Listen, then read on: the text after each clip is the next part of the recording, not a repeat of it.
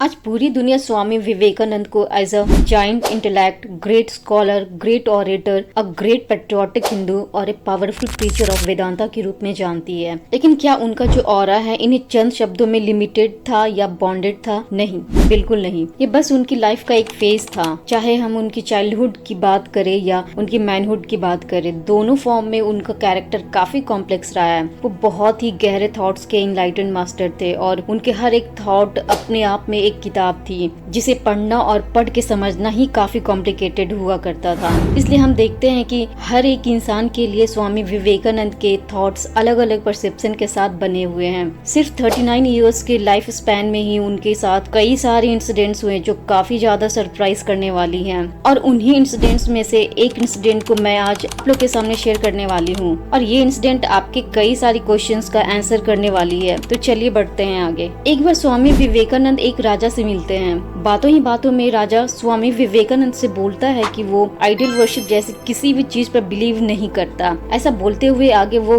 कहता है कि मेरे अकॉर्डिंग आइडल वर्शिप ये इलॉजिकल, प्रिमिटिव और बेसलेस है। आप कैसे किसी पत्थर से इतना प्यार कर सकते हैं? इवेंचुअली वो बस एक पत्थर ही तो है, भगवान नहीं है। ऐसा सुनते ही स्वामी विवेकानंद इस बात का बिना रिस्पॉन्स दिए हुए ही बातों को आगे बढ़ाने लगते हैं। ये देखकर राजा थोड़ा डिस्कम्फर्ट फील करता है, लेकिन फिर भी वो अपनी कॉन्वर्सेशन को कंटिन्यू रखता है। लेकिन जैसे ही स्वामी विवेकानंद वहाँ से जाने वाले होते हैं कि उनकी नजर एक वॉल पर लगी हुई एक तस्वीर पर जाती है, जिसे देखकर वो राजा से पूछते हैं ये किसकी तस्वीर है। राजा प्राउड लेते हुए बोलता है कि ये मेरे दादाजी की फोटो है, जिन्हें पूरा देश जानता है और रिस्पेक्ट करता है।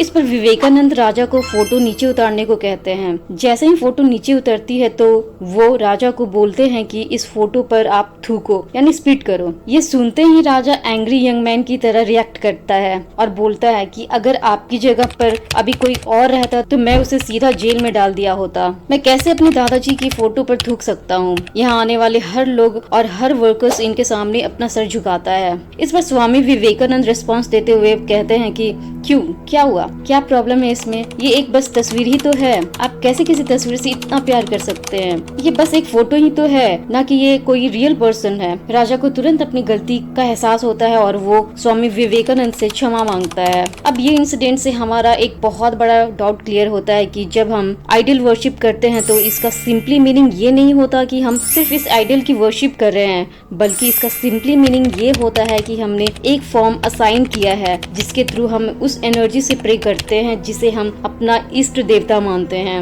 ह्यूमन माइंड का एक नेचर होता है कि जब तक उसके सामने कोई चीज फिजिकल रखी हुई नहीं होती है तब तक वो उस पर कंसंट्रेशन बना ही नहीं पाता। भगवान फॉर्म और फॉर्मलेस दोनों होते हैं। इनिशियली जब कोई स्पिरिचुअल पाथ की जर्नी को स्टार्ट करता है तो उसे कंसंट्रेशन बनाने के लिए एक फॉर्म की नीड होती है। जैसे जैसे वो स्पिरिचुअल जर्नी में आगे बढ़ते चले जाता है वैसे वैसे उसे फिजिकल फॉर्म की जरूरत धीरे धीरे कम होने लगती है और बाद में एक ऐसा स्टेज आता है जब वो बिना किसी फॉर्म के ही यूनिवर्स के साथ कनेक्ट हो जाता है और यही कनेक्शन उसे एक इनलाइटेंड मास्टर बनाती है, जिसके बाद उसके लिए मटेरियलिस्टिक वर्ल्ड में कुछ भी करना नामुमकिन नहीं होता।